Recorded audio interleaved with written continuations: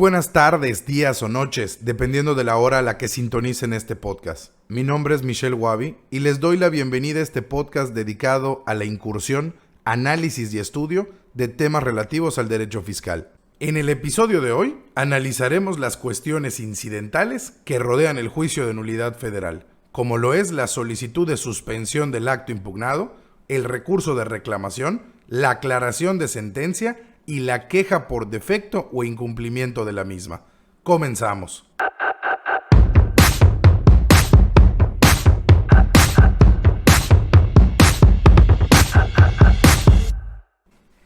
Para iniciar este podcast, me gustaría aclarar que le llamamos cuestiones incidentales al juicio a todos los recursos, apelaciones o trámites que no están directamente relacionadas con el fondo del asunto o su resolución, sino que éstas resultan ser cuestiones accesorias que se deben resolver para lograr una impartición de justicia integral dentro del juicio y salvaguardar los derechos procesales de las partes. Vamos a comenzar con lo que puede ser el tema incidental más relevante dentro del juicio contencioso, que es la suspensión del acto impugnado, la cual está contemplada en los artículos 28 y 28 bis de la Ley Federal del Procedimiento Contencioso Administrativo. En primer término, debemos abordar el momento procesal oportuno para realizar la solicitud de suspensión, siendo lo más común que esta solicitud se encuentre dentro del escrito inicial de demanda, articulada como un capítulo especial dentro de esta, o bien formando de alguna manera parte del escrito. También es conveniente señalar que por regla esto no tiene que ser así, pues la solicitud de suspensión se puede redactar en un documento aparte y ser presentado en conjunto con el escrito inicial de demanda o incluso en otro momento procesal, pues nuestra legislación nos permite realizar la solicitud de mérito en cualquier momento mientras no se haya dictado la sentencia definitiva dentro del juicio. Por lo que si omitimos solicitarla al inicio, esto no es un problema para el demandante, pues ésta se podrá pedir cuando la parte promovente así lo requiera. Luego entonces, esta solicitud de suspensión no se va a resolver en conjunto con la sentencia definitiva que le ponga fin a nuestro juicio, sino que se resuelve en lo que llamamos por cuerda separada. Esto significa que adicional al expediente principal se forma otro cuadernillo o expediente más pequeño donde se tramitará y resolverá sobre la solicitud de suspensión. Y ojo, que posee términos legales distintos y paralelos a los llevados dentro de nuestro juicio. Esto quiere decir que el expediente alterno que resuelva la suspensión se llevará a cabo de manera independiente a lo que pase en nuestro juicio principal. Y aunque forma parte del expediente principal en una visión integral, merece su propia sentencia, que como no le está poniendo fin al procedimiento en sí, sino que únicamente le pone fin a la solicitud de suspensión, no le llamaremos sentencia definitiva, sino que le llamaremos sentencia interlocutoria. Ahora bien, es conveniente establecer que existen dos etapas dentro del trámite de suspensión: la etapa provisional y la etapa definitiva. En la etapa provisional, una vez presentada nuestra solicitud, ya sea en el escrito inicial de demanda, en documento aparte y en cualquier momento, el magistrado instructor de nuestro asunto contará con un plazo de 24 horas para promover si es procedente o no nuestra suspensión y deberá notificar mediante un acuerdo su decisión de suspender o no el acto impugnado. Esto quiere decir que decidirá si el acto que nos causa molestias se debe suspender su ejecución. En otras palabras, si nos deben o no de empezar a cobrar aquella multa o aquel crédito fiscal en nuestra contra. Posteriormente a que el magistrado comunique a las partes su decisión de suspensión provisional e independientemente del resultado de esta decisión, deberá requerirle a la autoridad demandada en juicio, que es la emisora del acto que nos afecta, que rinda un informe dentro de las 48 horas siguientes para que entonces proceda la segunda etapa de suspensión definitiva. Rendido o no el informe de la autoridad, porque puede no hacerlo, y ya conociendo más a fondo los argumentos y pruebas del solicitante de la suspensión, el magistrado instructor deberá resolver, ahora sí, de manera definitiva, dentro de los 5 días posteriores al vencimiento de la solicitud de informe, si la suspensión del acto impugnado es procedente o no lo es. Y esto nos lleva a analizar las causales de procedencia de la suspensión, que se dividen en esencia en 2. Primero, que no se afecte el interés social ni se contravengan disposiciones de orden público. Esto quiere decir que el juzgador debe evaluar si el contenido, fines y consecución de la suspensión son contrarios a los valores y principios que inspiran el orden público, que no es más que analizar si el otorgamiento de la suspensión es capaz de transgredir los derechos fundamentales de los demás contribuyentes y administrados, o si son realmente significativos para lograr afectar el interés social.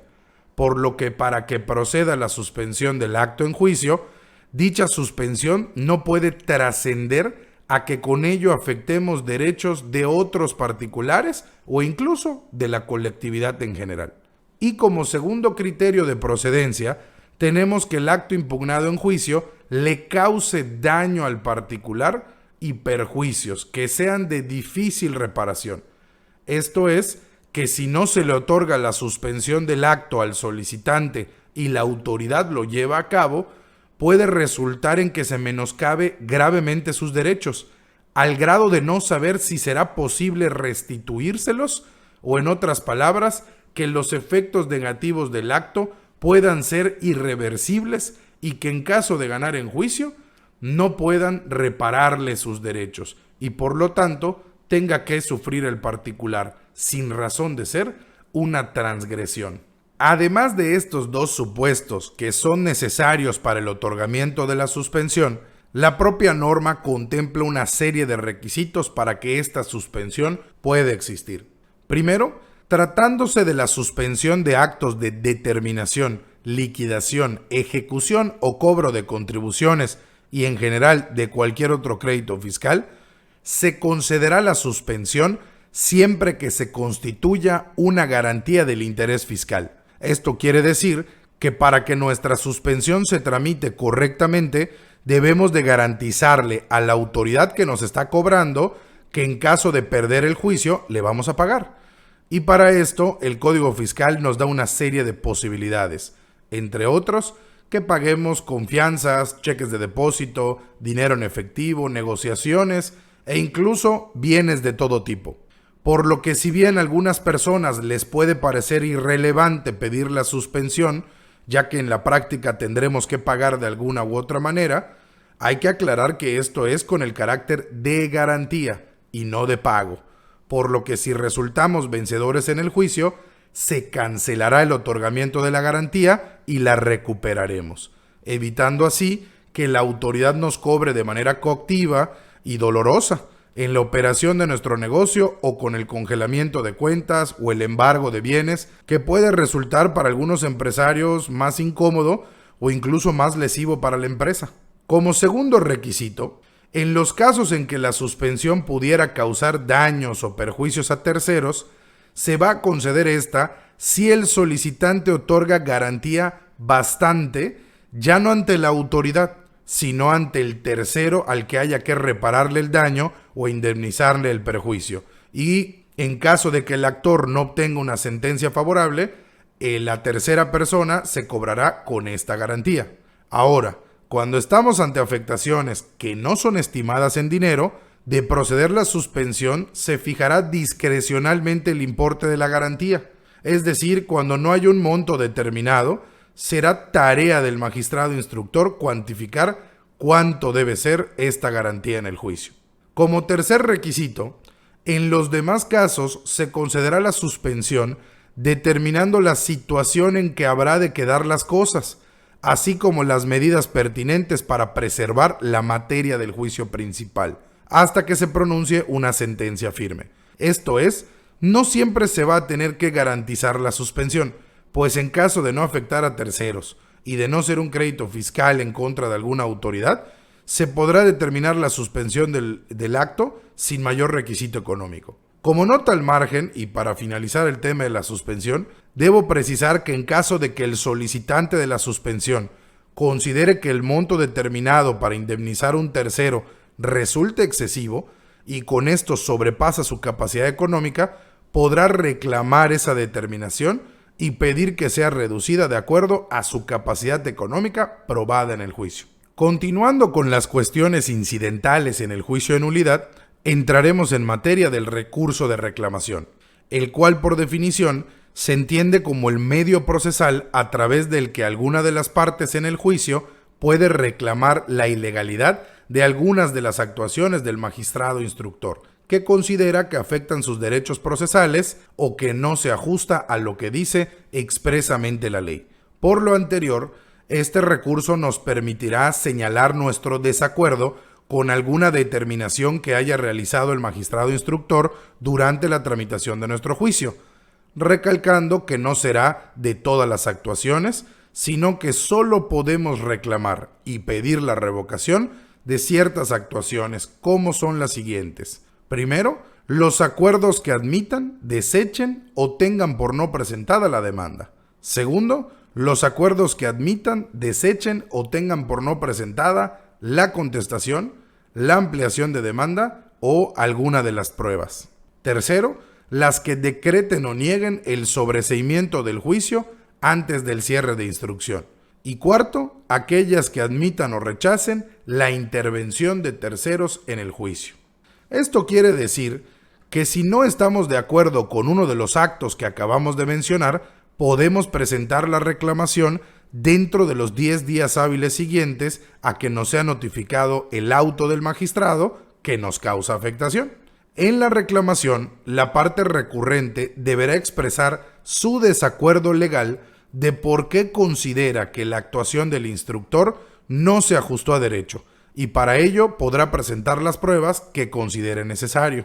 Interpuesto el recurso y recepcionado por el tribunal, se ordenará correr traslado a la contraparte para que en el término de 5 días exprese lo que a su derecho convenga, y sin más trámite, se dará cuenta a la sala para que lo resuelva dentro de un nuevo plazo de 5 días, siendo menester aclarar que el magistrado que haya dictado el acuerdo recurrido no podrá excusarse. El recurso de reclamación, a pesar de ser un tema incidental dentro del juicio, la sentencia que lo resuelva, que también tendrá el carácter de interlocutoria, deberá ser resuelta de forma colegiada, esto es, por todos los magistrados integrantes de la sala o sección de que se trate, y para la votación se utilizarán las mismas reglas que ya estudiamos en nuestro capítulo anterior para el dictado de la sentencia definitiva, es decir, puede ser votado por mayoría o por unanimidad, sin que esto influya en el resultado de la sentencia. En caso de ser favorable al recurrente el recurso, los efectos de la reclamación serán la revocación del acto que fue indebidamente dictado y la emisión de uno nuevo que ahora sí se ajuste a derecho. Es decir, si me desecharon una prueba y al reclamar la falta de admisión me resulta favorable el recurso, entonces se revocará el acuerdo mediante el cual me desecharon la prueba y se emitirá uno nuevo donde nos otorguen la admisión de la misma para su desahogo y posterior valoración. En caso de no ser favorable la reclamación, el juicio continuará con el acuerdo original que se dictó y seguirá hasta su conclusión. Es importante mencionar que podemos reclamar actos propios o actos de la contraparte. Es decir, tanto el actor puede reclamar el desechamiento de una prueba que presentó, como reclamar una prueba que a su juicio no se le debió de admitir a la autoridad demandada. Y lo mismo a la inversa, pues las autoridades también pueden reclamar actos que presentó o promovió la parte actora. Ahora bien, continuaremos con nuestro podcast hablando de un tema que resulta a veces necesario, pero poco utilizado por las partes dentro del juicio, como lo es la aclaración de sentencia definitiva. Esta aclaración únicamente se podrá tramitar ante la sentencia definitiva, esto es, la que le pone fin al procedimiento. En ella se podrá pedir al magistrado que instruyó el asunto y proyectó la sentencia que nos aclare y explique conceptos, reflexiones o efectos que se consideran contradictorios, ambiguos u oscuros. Déjenme aclarar que la Ley Federal del Procedimiento Contencioso Administrativo no expresa una definición de estos términos, y si bien podrían guardar mucha identidad entre sí, vamos entonces a conceptualizar estas deficiencias de la sentencia de acuerdo a su definición gramatical aplicada. Una sentencia será contradictoria cuando el juzgador, dentro de sus reflexiones, exprese razonamientos que resultan contrarios entre sí, donde no exista certeza del sentido del fallo o de los motivos por los cuales resolvió el asunto de alguna manera,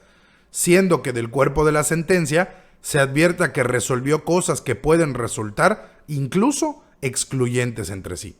Por su parte, una sentencia será ambigua cuando ésta puede interpretarse de varias maneras, ya sea su motivación o su sentido, siendo que genere incertidumbre a alguna de las partes en el juicio y que nos pueda traer complicaciones al momento de ejecutarla o recurrirla en el amparo posterior. Y por último, una sentencia será oscura cuando en alguno de sus razonamientos o puntos resolutivos sea poco clara y tenga deficiencias al momento de explicarse, dejando en la oscuridad sobre su sentido a quien la lea. Resulta importante acentuar que la aclaración de sentencia no tiene como fin modificarla o agregarle cuestiones que resultaron ser omisas, sino que su única finalidad, como su nombre lo indica, es aclarar las cuestiones que no fueron entendidas por las partes, corregir errores evidentes y explicar los motivos y razones del fallo, sin que se pueda variar o alterar el sentido de la sentencia, pues si esa es la pretensión de alguna de las partes, deberá recurrirla en el juicio de amparo o revisión fiscal y no así pedir su aclaración. Para resolver sobre la aclaración de sentencia, la sala o sección que dictó el fallo tendrá 5 días hábiles y lo que aclare no puede ser recurrido o impugnado, pues como ya se dijo, no se está variando el sentido de la resolución, sino que solo se estaba buscando explicar a una de las partes lo que le resultaba contradictorio, ambiguo u oscuro. Una vez explicado lo anterior, y para finalizar el presente episodio de nuestro podcast, damos paso a otra cuestión incidental en el juicio de nulidad, como lo es el recurso de queja, el cual tiene como finalidad confirmar que efectivamente las sentencias que dicta el órgano jurisdiccional han sido debidamente ejecutadas, por lo que se puede interponer el recurso si la parte que resultó beneficiada del fallo considera que la sentencia no ha sido cumplimentada por la autoridad demandada o que lo fue defectuosamente. En otras palabras, este recurso nos permite acusar a la autoridad responsable ante el propio tribunal de que no ha cumplido con la sentencia. Los supuestos para interponer la queja son los siguientes. Primero, cuando la autoridad demandada repita indebidamente la resolución anulada o que incurra en un exceso o en un defecto en su cumplimiento. Esto quiere decir que si a pesar de que logramos la nulidad del acto que nos afectaba, la autoridad lo vuelva a repetir basándose en los mismos hechos, pues en la práctica resultaría que está incumpliendo con la sentencia que ordenó la nulidad de ese acto, porque no tendría justificación alguna para volver a emitirlo. Igualmente, puede suceder que la autoridad cumpla con la sentencia, pero lo haga con defectos o con excesos, y esto es que le cause agravios al contribuyente o administrado.